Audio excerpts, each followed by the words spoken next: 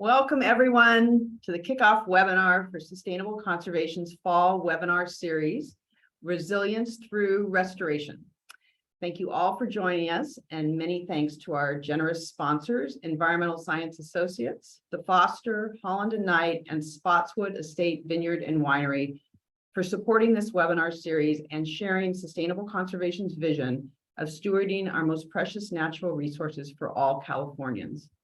I'm Ashley Boren, CEO of Sustainable Conservation. And for those of you who don't know us, Sustainable Conservation is a nonprofit dedicated to helping California thrive by uniting people to solve the toughest challenges facing our land, air, and water.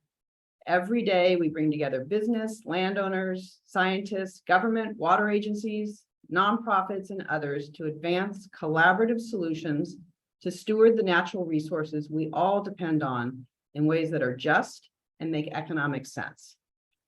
So we're focusing this fall webinar series on ecosystem restoration for two reasons. First, with many fish and wildlife species threatened with extinction and with the need to adapt to climate change, there's just a growing urgency to increase the pace and scale of restoration. And second, we have some good news on that front. Sustainable Conservation and our partners recently had two big wins for restoration. For many years, Sustainable Conservation has worked to incentivize and accelerate restoration by making it easier for public, nonprofit, and private landowners to get through the permitting and regulatory review process by creating expedited alternative pathways for restoration. Without these alternative pathways, restoration projects have to go through the same regulatory process that housing, hotel, and other development projects do. And with at least 6 federal, state, and local agencies to get permits from, this is a very expensive, lengthy, and onerous process for restoration projects, which are environmentally beneficial. So Sustainable Conservation set out to change that by creating expedited pathways that meet all environmental mandates with the 3 major federal and the 3 major state agencies that have jurisdiction over restoration. And last month, 2 more important alternative pathways were approved. Both the State Water Resources Control Board and the United States Fish and Wildlife Service issued statewide programmatic permits for 10 types of commonly implemented aquatic restoration projects. So practices like fish passage and floodplain restoration, removal of invasive species, to name a few. Using these authorizations will save both restoration practitioners and regulatory agencies valuable time and money and lead to projects being implemented on the ground more quickly, with more of the funding going to the actual restoration work. As one of the restoration practitioners at the State Water Board public hearing testified, these expedited pathways are game changers for getting restoration work done in California. So thank you to all our supporters on this webinar who helped make these successes possible. So we thought that a great way to kick this fall webinar series off was to hear about the need for and the state of accelerating the pace and scale of restoration from 2 respected leaders in California, Kim Delfino and Curtis Knight. But before I introduce them, we'd like to get to know who we have in the audience today. So we've got a couple of polls for you. Our first has 2 questions. Let us know where you're zooming in from and what your affiliation is. And I'll give you a little bit to fill that in.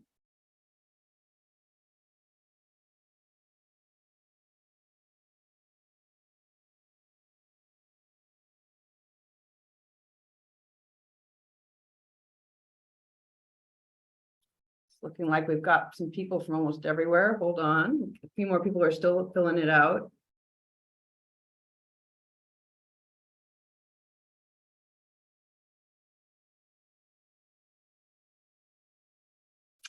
Okay, I think that's slowing down now. Let's end the poll. So almost every region of the state, not the Sierra Nevada, it looks like, but every other region, and certainly quite a number of you from the Bay Area, Northern California, and the Sacramento Valley, but also the Central Coast, the San Joaquin Valley, and Southern California too. And then let's look at that second poll. A great cross-section of people from different backgrounds. So academic, agriculture, business, quite a number from government, and quite a number from nonprofit, but also philanthropy and students. So So great, that's welcome everyone. We've got one more poll, and this is just give us a sense for kind of your level of knowledge for ecosystem restoration, with 1 being, low, 5 being quite high.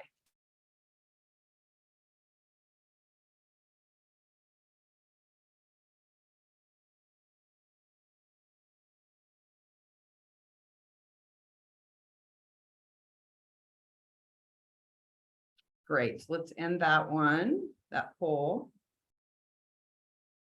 Good, well, we got a range, but definitely quite a number of you that have, a good medium level of knowledge, and up to, a high level of knowledge, and then some of you that this is probably newer for. So we hope today that we're going to be able to give you some good information on ecosystem restoration through our discussion that we're going to have, but know that we're going to leave time towards the end for audience Q&A. So throughout the conversation that Kim and Curtis and I are going to have, feel free to add any questions you have in the Q&A box at the bottom of your screen, and we'll get to as many of those as we can. So now on to our distinguished speakers. So Kim Delfino is the president and founder of Earth Advocacy, and she's also a Sustainable Conservation Board member. Prior to founding Earth Advocacy, Kim was a longtime California director for Defenders of Wildlife. Kim brings her many years of experience to Earth Advocacy, where she provides policy and advocacy expertise to nonprofits and foundations with the goal of protecting and restoring our lands, water, and wildlife for future generations. We're also delighted to have Curtis Knight, Executive Director of CalTrout, with us today. Curtis has pursued his passion for fisheries with CalTrout since 2000 and has served as its Executive Director since 2015. CalTrout's a California nonprofit that works to ensure healthy waters and resilient wild fish for a better California. And the organization believes that abundant wild fish indicate healthy waters, and that healthy waters benefit all Californians. So since Sustainable Conservation is celebrating these 2 new programmatic permits for aquatic restoration, I asked Curtis and Kim to share with me the first creek or river that inspired them. And for Curtis, it's the McCloud River up in Northern California, a preeminent trout fishing river. And for Kim, it's the Truckee River up in Tahoe, where she spent many years recreating. So thank you again, both Kim and Curtis, for being here today. So let's start off our conversation. If each of you could speak to kind of the state of the need and the status of accelerating the restoration. And you guys can come off camera. There you are. Hi, Kim. And Curtis, come on off. Welcome. And we didn't talk about who would start, but either of you free. I came off mute, so I can start. And let me just say thank you very much for the invitation to speak. I'm very happy to be participating in this panel. As Ashley said, I have a long-standing love for sustainable conservation as a longtime board member, and also very happy to share this time with Curtis. CalTrout is an excellent organization. I mentioned that so much time on it because I was fishing on the Truckee River with my grandfather and my father, who were avid fly fishermen. Now, why do we need restoration? I'll just go into it briefly. I mean, we are in a sense at an inflection point with nature, with the impacts of human impacts on ecosystems, and then compounding that with climate change. The most recent national climate assessment found that climate change is really reducing the ability of ecosystems to provide clean water, regulate water flows, buffer flooding, changing migratory patterns, and threatening our food system. So it's threatening fish and wildlife, but it's threatening us because we are part of the ecosystem. In California, we've lost a lot. We have a lot. We are a biodiversity hotspot. We have conserved about 24 million acres of our lands, with about 24% of the state of California, but we've lost a lot. We've got about 10% of our wetlands left, about 1 or 2% of our riparian areas. We have, and we're losing, in the Sierra Nevada. I know there folks aren't here from the Sierra Nevada, but The Forest Service estimates that we've lost about 18 million trees that have died in California, changing it to about 150 million trees lost. So we've got ecosystems that are going through massive change, and we've degraded quite a bit. And in order for us to become more climate resilient and to help ourselves, we need to be restored. We need to be protecting areas that are intact. We need to be actively restoring areas. You know, our waterways, riparian areas, grasslands. There's, you know, in the forest, doing active management from impacts from years of not managing it properly. Cannabis cultivation has really impacted portions of our state, including now in the desert. So there's a need to, in order for us to be able to weather the worst impacts of climate change, we have to start restoring areas. The other place, and then I'll stop talking and let Curtis talk, is we've got sea level rise. So, you know, in order to deal with the impacts of sea level rise and the loss of coastal ecosystems, we need to be doing a lot of restoration in the coastal setting to both provide for fisheries, but also to be able to absorb the impacts of sea level rise. And the fact that we have essentially a changing face of the natural area of California. So, you know, it's absolutely imperative that we accelerate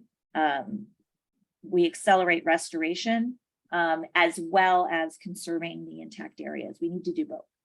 Yeah. So, Curtis, I'll turn it over to you, and you can talk about specific areas, or, you know. Yeah, well, that's a good, I don't know if I can keep up with you on the numbers and the stats there, but I'll try. But yeah, I really appreciate being here. It's a great discussion to have, so timely. We really appreciate the work Sustainable Conservation does. I mean, Ashley, our teams have worked together so closely, and it's hard to think of another organization that's so complementary to what we're trying to do. And we've sort of added to that by, I want to just make sure everybody understands too that Ashley Boren has joined our board, and we're really excited about that. And I think that sort of underscores our commitment of the two organizations to continue to work together. So we're really excited about that. And yeah, I think Kim set it up well with the need for restoration. I think we all see what's going on, and all of us have, I mean, I think we've all gotten into this sort of work to make California a better place. And I know I've been, trying to do it for 20 plus years now, and a greater sense of urgency today than I did 20 years ago, for sure. And especially the last 5 years. So this idea of accelerating and increasing not just the speed of getting projects down on the ground, but also the scale. And I think you see a lot of what you all are doing with the permitting side, where it's heading that way too, starting off small, but now it's starting to head off in a way that scales up really nice. And I think, to just provide one specific example of huge opportunities, and there's so many, but just thinking about the Sierra, especially, and 90,000 acres of degraded meadows out there. And, there's a big consortium, the Sierra Meadows Partnership, that's trying to focus on 30,000 restored by 2030. And that's going to be hard to do. But when you think about all the multiple benefits that come with something like that, that investment in our natural capital and how that can help combat climate change, drought, wildfire, all species diversity, all sorts of things. Love to see more investment there. And I know we have a lot of nonprofit and government folks on the call today. And I think one of the challenges that we have is to make sure restoration is not just something we do, but it's kind of a way we live. It needs to be outside of the restoration box. I think we need to get more people involved, business involved more, and try to improve our natural infrastructure and infrastructure that helps promote combating this big challenge we have before us. It makes me think of a tagline that Sustainable Conservation created very early in our history, that the environment is everyone's business. Yeah, right. Yeah. That we really all need to be doing it. So you spoke a little bit, Curtis, to kind of some of the benefits that we can see if we really do increase the pace and scale, sort of starting on with meadows. Maybe you could just elaborate a little bit on that, or maybe give another type of example. And then Kim, maybe we can go to you too about the types of benefits that we we will experience if we really can do this. Yeah, well, sticking with the Meadows one, it's just such a nice example of all the multiple benefits you get. I think you could do the same with a lot of floodplain work that's really taken off in the Central Valley. And Kim mentioned the estuaries. I think removing dams and barriers has immediate big impacts like that. But the Meadows are intriguing, I think, to us because of just all the boxes that you can check. You know, you have these a lot of these degraded meadows are in that 5,000 to 8,000 foot range where snow level is changing, and the need to have those meadows act like sponges to store water for slower release during drier times of the season. That's one great way to help combat drought. You hold it up higher, slowly seep it out during the course of the dry periods. That helps out everybody, people and wildlife and fish. And then the wildfire buffers. I think we've all seen some of those images from some of these past wildfires where, you know, whether it's beavers in there or creating these wet, lush areas, even just riparian areas, but meadows especially, can really be effective fire breaks. And we all can understand how important that could be when you start to do that. And then there's been a lot of good work on carbon sequestration and greenhouse gas retention on restored meadows compared to degraded meadows. So you start adding all that up, it's like, what's the problem? Why can't we get this done faster and do this at a larger scale? Because the benefits are there for everybody. Yeah, on the meadows, just to add in, you know, sustainable conservation thinks a lot about the changing hydrology and the fact that the snowpack is going to be decreasing. We're going to have maybe the same amount of precipitation, but more is going to come as rain. And boy, if we could capture more of that and store more of that in our mountains so that it can be released slowly, it's going to be very difficult. You know, it helps on flood risk too. So, right. Kim, do you want to add to that?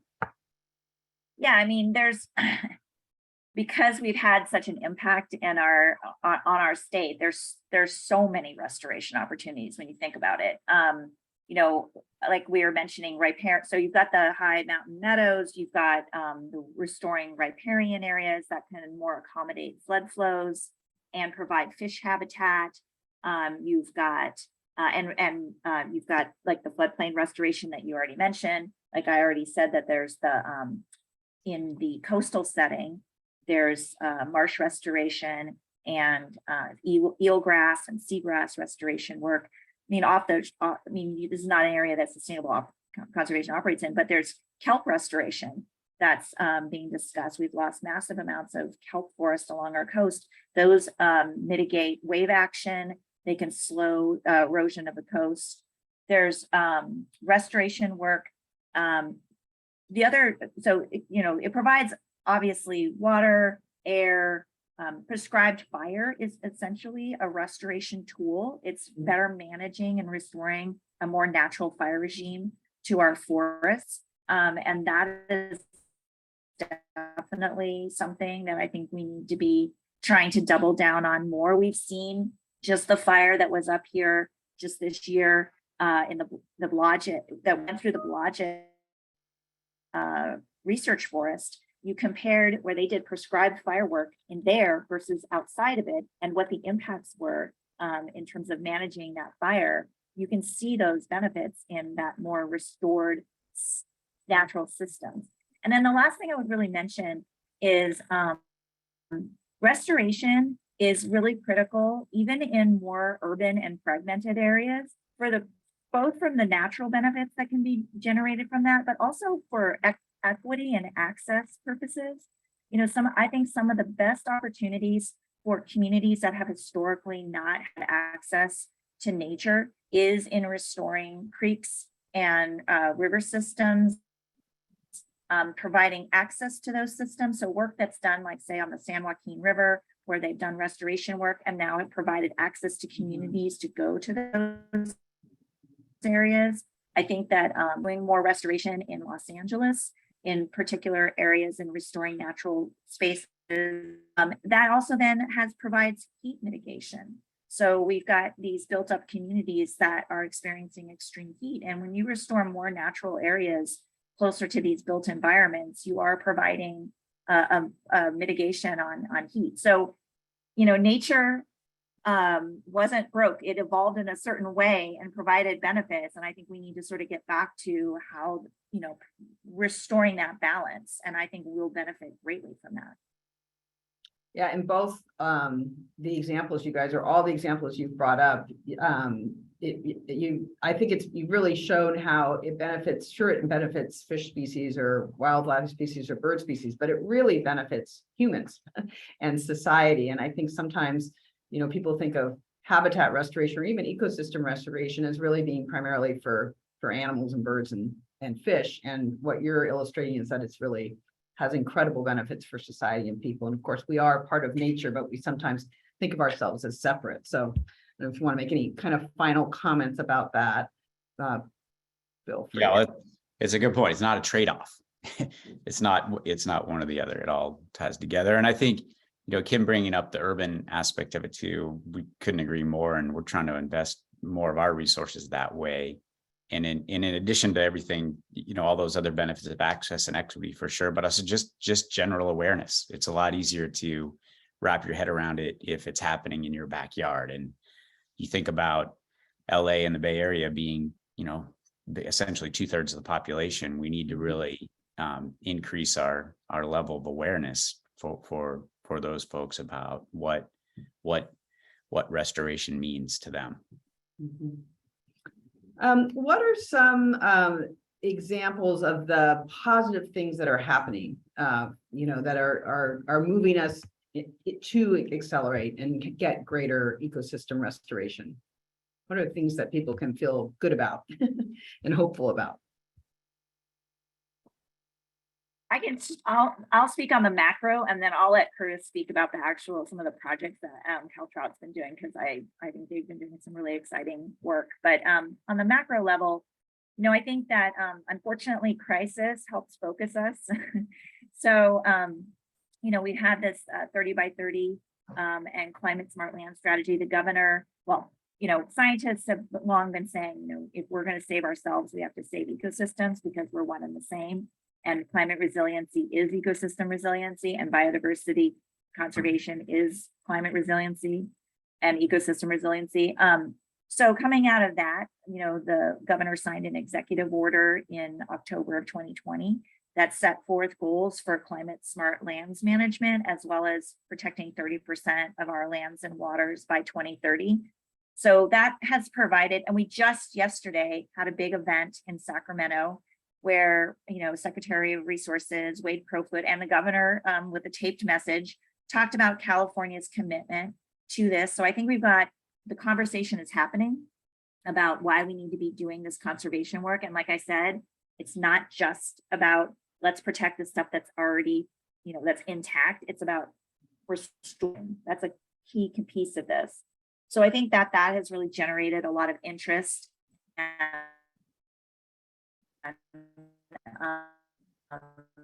excitement.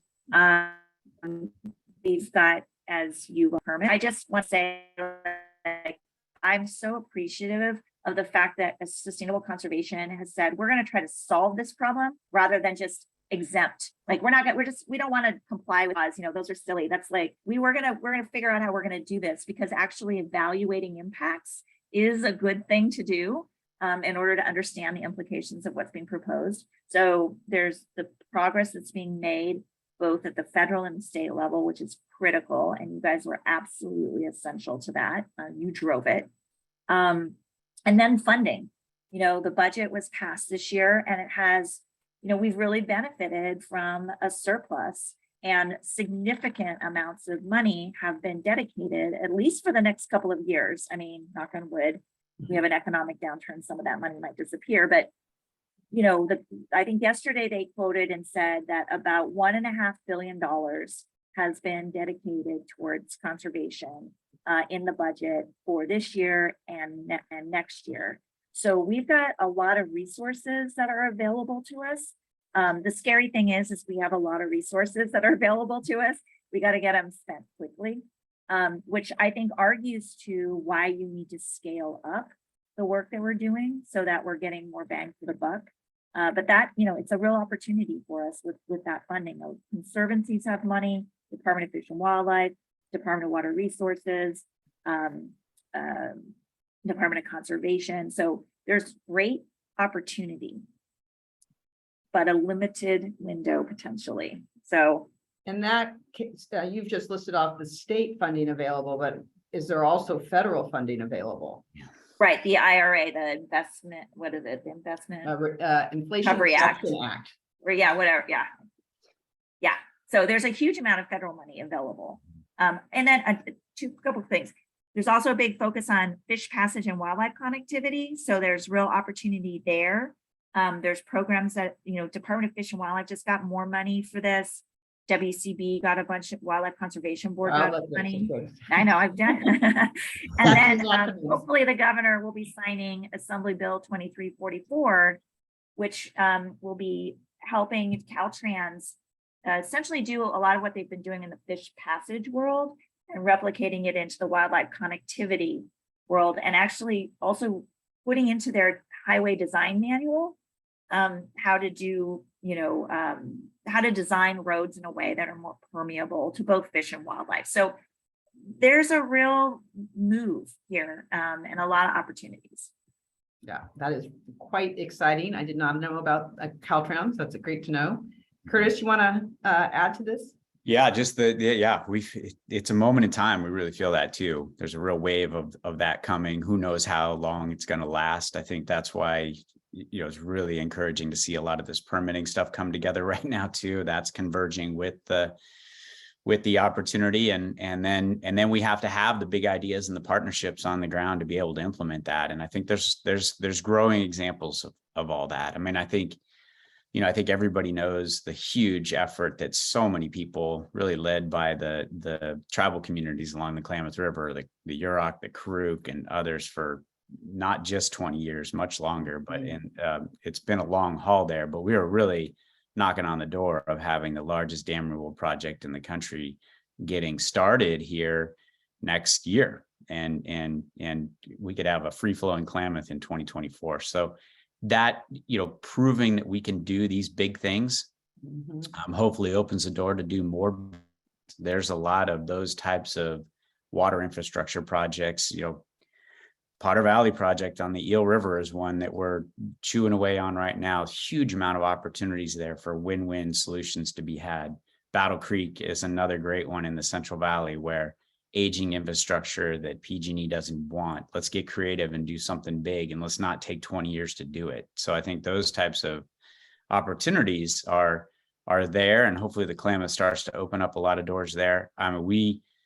I see David Guy and Todd Manley on the phone or on the call here from NACWA. We're doing so much work with so many other partners in the Central Valley, and you can really see this progression that started with sort of science, experimentation, small scale, prove it can be done. And then, really the agencies playing a huge role in helping see a vision of really restoring the way the Sacramento Valley, most especially, could operate over hundreds of thousands of acres. And you can see it. It doesn't seem like a pipe dream anymore. It seems like that's something that could actually be done, and those interests of water users, farmers, Audubon, Ducks Unlimited, the Rice Commission, CalTrout, so many others seeing that opportunity there. What's to stop it? And again, I'll underscore the agency and the leadership there with Wade and his whole crew really embracing this and starting to invest in it, as well as federal dollars. So these good ideas then start to attract the resources that are needed to try to get some of this stuff done. So we're really excited about the opportunity to do big things. And I think that's really what needed. And my dogs agree, if you can hear that. So that's great. And actually, you touched on the fact that these programmatic permits for restoration, that'll make it easier to get through the process, because we've done a lot of that work up front about the conditions that need to be met to honor the environmental mandates. That really helps. We know in the past that actually projects have lost their grant funding because they couldn't get through the regulatory process in time. And what a shame, right? And now we have all this money coming in that we really need to get out the door and spent effectively. So that's a good thing. But what else do we need? You know, we know permitting is not the only thing to really accelerate the scale and pace of restoration. You know, what do you both see as still that we need to be working on, and what's needed out there? There's a lot because it's not simple.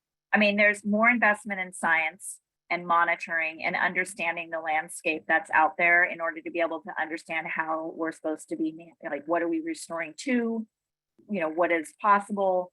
So there's that, and science and monitoring, those are always the hardest funds, and ongoing management. So you do a restoration project, sometimes you need to do ongoing, you know, operations and maintenance associated with that project. Those funds are typically very difficult to find because they're not considered capital outlay, which is how people talk about it. So it's like your funding sources would either be private money, perhaps mitigation dollars from a project, or general fund, which is very difficult money to get. You really only get general fund during times like previously when we've had a big surplus. So that's that's really important. Staffing both of the agencies and then staffing of the organizations that are doing the work. Training, workforce training. I mean, this again, upping pace and scale. We're going to need essentially we need a workforce that is capable of doing the restoration work, and there is investments that are being made into that. The budget has money upping the conservation corps and actually creating a tribal conservation corps. And there's money, there's $70 million in this year for tribal nature-based solutions. So there's a push to try to provide more capacity, but you know, CalTrout is doing amazing work. The partners CalTrout has talked to, you know, the actual on the ground restoration. There's a huge need for that. The kind of work that you're doing, Ashley, the permitting side of it, the back end planning, more needs to be invested in that. It's not very exciting or sexy. It's like, ooh, give us money to do to pay lawyers to figure out how to do permitting. But at the end of the day, it's important dollars to invest because it leads to the stuff that happens on the ground. And I think just more creative thinking. You know, I'm glad Curtis mentioned beavers. So the Department of Fish and Wildlife finally, you know, they got some funding. They got $5 million to start up a beaver restoration strategy. We need to be thinking through how do we, you know, upscale that and try to do more with that, because, you know, they're nature's engineers and in the right settings can provide real benefits. I think that's a creative solution. So I just think there needs to be a lot more of that being thought about. But, you know, at the end of the day, it comes back down to capacity and funding. And funding. So yeah, and I think we talked about how, you know, we are in this time of, we've got quite a lot of funding right now, you know, through both state and federal, but we don't know how long that's going to last. And so kind of a need for long-term funding for this kind of work is really important. Curtis? Yeah, and some of it's, I think it's almost like the political cycle drives a lot of that. You know, we have this funding and here you go. And, you know, and I think a lot of us are seeing this now where the agencies and others are coming to those that are doing the work and saying, hey, we got all this money we need to spend in the next several years, but it has to be on the ground and it has to be done this year. And, you know, that's a lot of that stuff is already funded because it took a long time to get to that point. So I think I can see in the chat sort of making this point about this can't just be a political cycle. Hey, we want to be able to take back and say we got X number of projects done. It needs to be more of a fluid thing where that funding is more fluid and really focused on all stages of what it takes to do this stuff. The developing of the partnerships, we put a lot of emphasis on the science, as Kim mentioned, just because the science helps inform you on what should be done. You don't really know until you dig in a little bit. And we've also found that, you know, the science and the active data collection and these sorts of things. I mean, the Central Valley's floodplain work is a great example of that, where all the parties come together, start looking at the data as it comes in, and you collectively come with, okay, here's what we should do. So it helps build up trust, I guess, is another really important aspect of that. So you can't really give that short thrift. And then the back end is even almost more frustrating. It's done and then on to the next thing. And that's just how the whole system's kind of set up. And I think we need to make it a fluid funding process that sort of weaves its way through all stages of what it takes to get things done. Before I go to the Q&A from our audience, what would you advise, or what can people on our webinar today do to help, promote this and this type of future we want to see? Any thoughts on that? Well, this is more Kim's world, but to the Sacramento thing, I mean, let your legislators know there's so much that happens there in Sacramento. I think that helps that raising awareness thing. And I think just having those conversations, I think I'm really encouraged by the youth movement out there. You can see this next generation coming through that's really thinking about these things a lot differently. And I think finding ways to empower the youth to do that through jobs is a great way too. AmeriCorps, and there's that Climate Corps out there and those types of programs.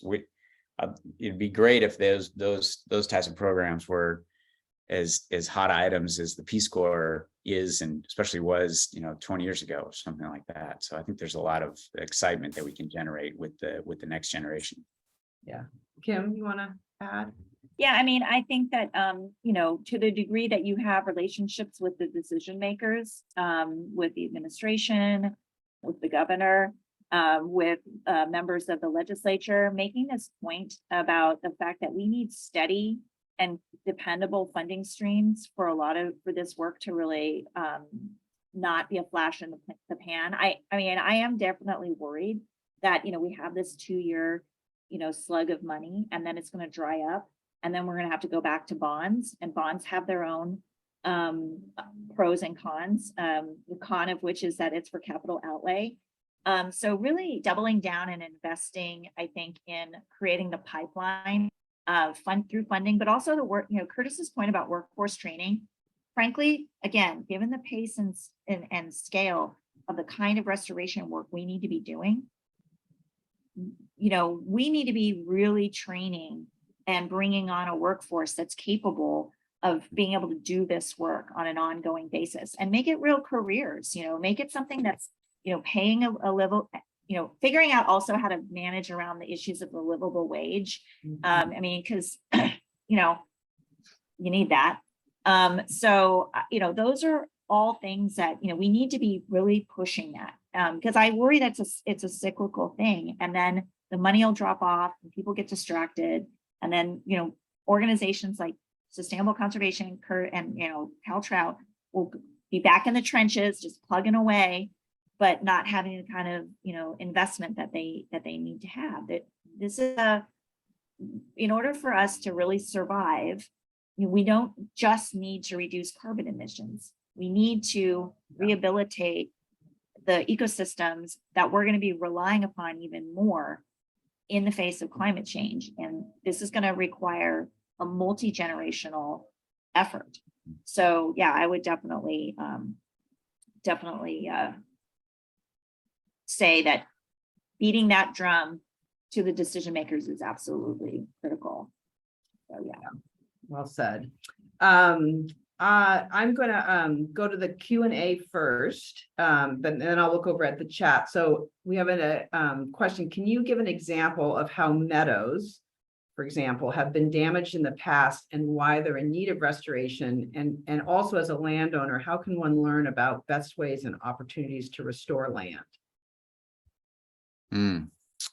Well, yeah, well, meadows, I mean, what's amazing about meadows that we've learned too is so many of them were impacted over a fairly brief period of time. I mean, sheep grazing was probably the #1 cause of a lot of this, where sheep grazers, late 1800s, early 1900s, saw these wet, marshy meadows, a little too marshy to put sheep out there, and tried to straighten the stream channel that goes through these meadows instead of it winding and meandering and going real slow and sinking water down. they straighten the channel out and essentially act like a French drain to drain the meadow. And it's a real feedback loop because that straightened channel holds more energy and continues to downcut. So what started as just a straightening and some of these things are 15, 20 foot deep and really acting like a French drain, draining those meadows out. And a lot of our meadows you don't even see them anymore. They've been encroached by forests and there you go. And again, has huge wildfire implications. So if I had my one way to fix that, I'd throw a bunch of beavers in there. I mean, we're really excited about the beavers right now. And just part of that is just because the cost and the effectiveness and there's a lot of work being done on just how relatively natural based it is and cost effective it is. But that's one great example of the opportunity that we have to do things. Yeah, it's kind of something to think about how much it costs to do a beaver analog dam, and construct it, and people trying to figure out what a beaver would do. And then you could have a beaver do it much, without all that expense. Yeah. So, Yeah. Right. The second part of the question I can answer, as a landowner, how can one learn about best ways and opportunities to restore the land? Resource conservation districts are fantastic organizations that can really help you evaluate what's possible on your property and also help connect you to resources. So that would be my number one suggestion. Here's another question. This is about, and I think you guys may be aware of this, that the Wildlife Conservation Board is meeting tomorrow to discuss the need for appropriate use of herbicides to be part of the IPM toolbox. This is a critical issue, and if we're going to increase, not decrease the pace and scale of restoration in California. So how do you see agencies and nonprofits informing the need for herbicides and restoration, even while we may be working to reduce use of pesticides in other ways? And that's from Doug Johnson from the California Invasive Plant Council. Yeah, I saw that. Well, my hope is that the Wildlife Conservation Board, the response that they've had, and I think it will continue, is to, as projects are being brought forward, they need to explain the role of herbicides in restoration and talk about how, at the end of the day, application at the front end, in order to get to take out non-natives and to bring the native plants back, will require some use of herbicide application, but as a net effect, you're going to actually end up using far less herbicide, by viewing the restoration project. I think there needs to be education about that. So, and I think, and groups like, Doug, I know has been doing this, and others, and talking to the WCB board members about this. So I think there needs to be some education about all of that. And honestly, at the end of the day, I don't think anyone doing restoration work wants to use herbicides. If there was a cost-effective way of doing restoration without herbicides, that would be the way that you do it. Like, I don't think people are like, yeah, yay, let's throw toxic chemicals out into the environment. So I think that that would be my guess. And and certainly more scientific research and figuring out how to be able to phase out the use of toxic chemicals is great, and that's ongoing. But right now, yeah, for the most part, there probably does need to be some application in limited settings, and and I think in there, the gray area, there'll be back and forth, and I just think groups just need to explain that. Curtis, do you want to add to that, or? Yeah, I don't have a whole lot to add to that. The one thing I'll add is, my understanding is also that there are pretty strict protocols for how the herbicides are used when they're being used in these types of projects to make them as careful and minimally harmful as possible. So another question comes in. Great program. Thank you for the optimistic news. And the question is, with the influx of state federal funding, do you have concerns about how priorities will be set for the allocation of those dollars? It's a good question. Yeah, I know, it's tough. I mean, it's this sort of, on the one hand, let's go for it and go big. But on the other hand, it needs to be done strategically and guided. I mean, a lot of this, we always talk about how, if you took a 30-year period, say 20-year period, say, of dam building in the Central Valley, you can pick out a lot of them: Shasta, Folsom, Orville, New Melones, all the way down. A tremendous amount was done in a very short period of time. And, there's a lot of benefits that come from those projects. Some of them are not that great and not as good, but there was a real, like, let's go for it and build out this whole thing. So I think as a society, we have the ability to do some of these big things really fast. And I think we learned there that you can do some damage too by doing that. So I think it definitely warrants good thinking, but there's a part of us that are like, let's try to get back to some of that type of attitude towards some of these restoration projects. Like, let's go big, and we're going to learn from it, and they're not all going to be good, but we're seeing we have to act faster. We're seeing that right now. I mean, we're treading water, and we're falling behind with the pace of climate change and how things are affecting California. So I think it's going to have to be maybe a little more risk. And especially when we get into bigger scale, we're going to have to be able to accept that, I think, and really push and see what we can do. Yeah, I agree. I think that I think that the money's going to roll out, and there's going to be a lot of really great stuff that happens. Is every project going to be like a blue ribbon winner? No, but I think that given that we have a very short window of time, I look at it this way. I think there'll be a bunch of random acts of conservation for sure. However, there's been a lot of work done around the state to do conservation planning through natural community conservation plans, through the regional conservation investment strategies that are being done right now, through strategies that have been multi-partner strategies focused on anadromous fish, focused on other types of species. So I think there's a lot of plans that are out there that can help inform where conservation, restoration can and should be done. I mean, we haven't had enough money for this, so there's a backlog, and people know where the good stuff is. On the scale, so I think, but if we're going to do a pipeline, we need to keep investing in the science to be able to start to identify like where's the next tranche and some of the additional areas that maybe have not had conservation planning and strategy work done. Where are those gaps, and how do we need to fill them? On the scale side of it, we definitely need to go big, like Curtis said.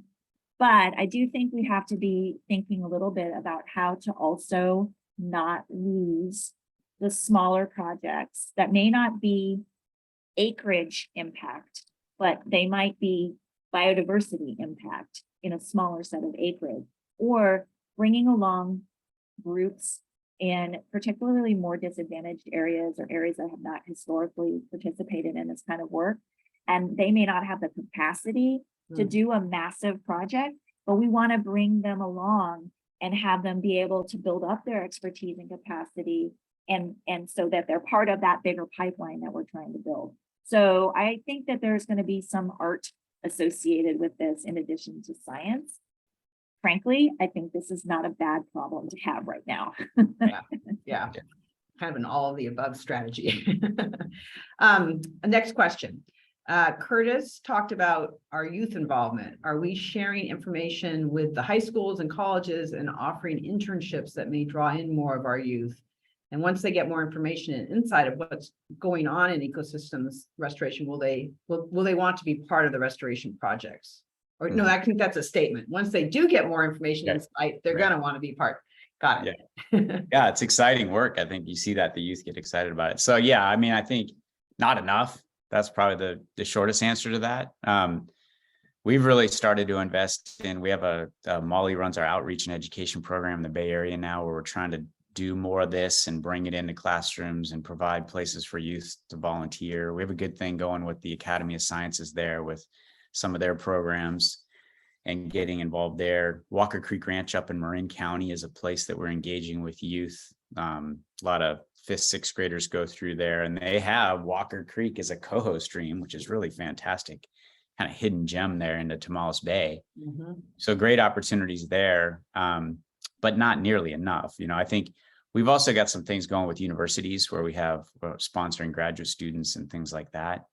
So that touches on it a little bit, but the scale and the opportunity is so there. And I think somebody mentioned travel, sort of the travel work programs too. And I think we're starting to see that take off. We're doing a project with Save the Redwoods League and the Yurok Tribal Corporation, which is a relatively new entity established to do restoration, and the excitement that you see of younger tribal people getting paid to help restore their ancestral lands is really powerful. And so those, I see those things as great examples, and there's a lot of others out there, but not at the level that I think we need to get to.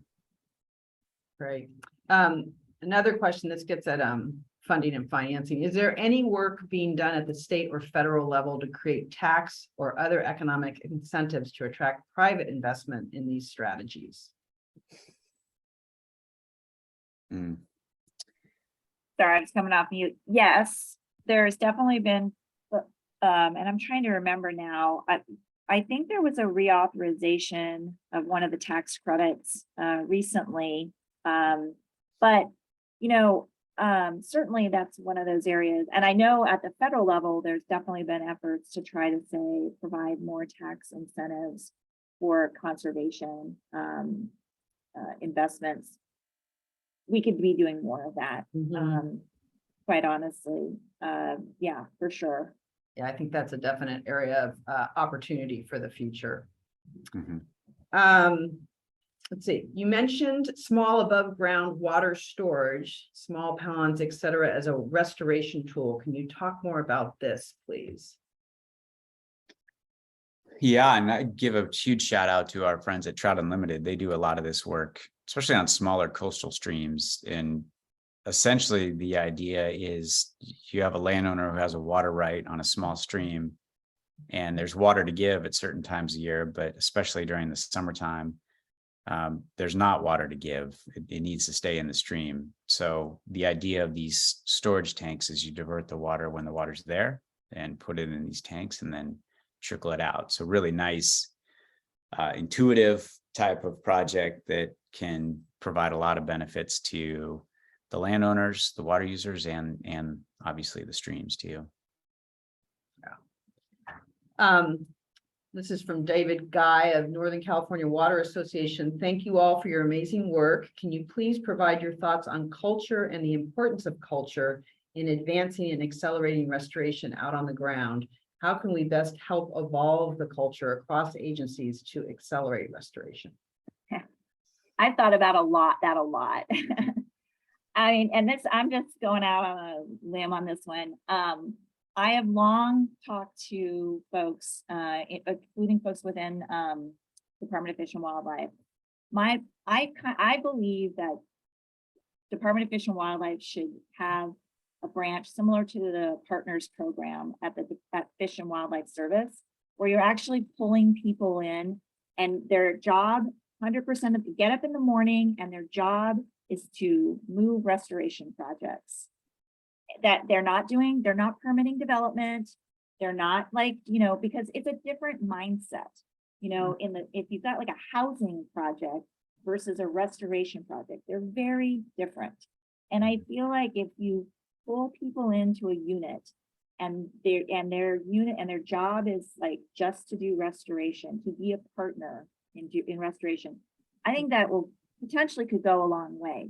Now, it may not be terribly popular with some of the regions who, and there may be some way of figuring out like how to have regional input, but I've thought that we should be doubling down on trying to just have units that are doing that instead of trying to, instead of having the biologists sitting in a regional office and they've got like 15 development projects and a restoration project. Not only do they have a different mindset, but they're also being pushed to do the restoration projects. So that's just because I work in the CDFW world, that's like how, but it could be replicated elsewhere. You could also create like units where you bring in like the water board and the DFW, like they work as a team, like in a more team I realize it's not the simplest thing to do in the world, but it's just, those are just some of my like, spitball ideas. But I agree, culture and capacity for the agencies is tough. And the acronym Kim used was CDFW, California Department of Food, Fish and Wildlife. Yeah, but I think the question was about the Fish and Wildlife Service, and that's the partners. Oh, the Fish and Wildlife program. Service Partners Program. Yeah, Yeah. there we go. And Steph, thanks for putting a link in there. So you want to comment on that, Curtis? And then we're running up, we're gonna have to close out. Yeah, no, I appreciate David's bringing a little spiritual, cultural aspect to the whole thing. But yeah, just that culture and that flow that needs to cross sectors of agency, private, nonprofit, others. That's a real goal. How do you stretch that through? And I would just add, what we have witnessed is that by setting up these programmatic permits for restoration, environmental regulations are really important, and they were put in place to prevent bad things from happening. And so the regulators are very dedicated and they're trying to stop bad things from happening. But what we have come to realize is that they have this unintended consequence of preventing good things from happening. So creating these alternative pathways that the agency personnel can embrace and be part of has created, I think is creating more partnership as opposed to the regulators being the gatekeeper. They're the partner in helping get the projects done. And I think that is in itself, helping to start to change culture too. So Ashley, I really think that's important to emphasize, because I think sometimes it gets lost and it's like, well, let's just get rid of the environmental protections because they're inconvenient. And the problem is like, they're there for a reason. Even a restoration project can have unintended consequences. We should be thinking, and there may be, anyways, the point being is there's a value, there is some value to them. So, but getting the agencies to be able to have the bandwidth and the mental outlook to be, they're very different beasts. And so I think that we need to be helping the agencies. They're not, my personal opinion is, and of course, some of this sometimes is very personality driven, like the individual biologists you're dealing with. But, we need to be figuring out ways to help overstretched agencies. This is something, Department of Fish and Wildlife finally got some money invested into them for staffing capacity. But a lot of these agencies are horribly understaffed and under capacity. That doesn't create a great dynamic for moving permits through, period. Yeah. Well, good. Well, we're at the hour. I'm sorry we got to a lot of the questions, but not all of them. We'll try to answer the ones that we didn't get to answer. We'll follow up with you. I want to thank you so much, Kim and Curtis, for being with us today. It was really a great conversation, and we really appreciate your time and all the work that you both and your organizations do. And thank you, everyone who tuned in. The next webinars in this series are going to be announced soon, and they're going to build upon what we discussed today. So upcoming topics are going to include meeting our accelerating restoration team and diving deeper into the work, seeing some of the examples of restoration projects that are really making a difference. Some of them were highlighted today, and discussing just the importance of collaboration between regulatory government agencies and nonprofits. So if you would like to, follow Sustainable Conservation's work, please find us on social media and subscribe to our email list or consider a donation. These webinars and our program work are fueled by the generous contributions of our sponsors, corporate and foundation partners, and individuals like you. And all new and increased donations are currently being matched dollar for dollar. So consider donating by visiting suscon.org/give or scanning the QR code on your screen. And then thank you again, Kim and Curtis, and to everyone participating today. You're going to get an email with the recording of today's discussion, as well as a survey link, and we really appreciate your feedback, and we hope to see you at future webinars. So thank you very much. Thanks, Ashley. Thanks all.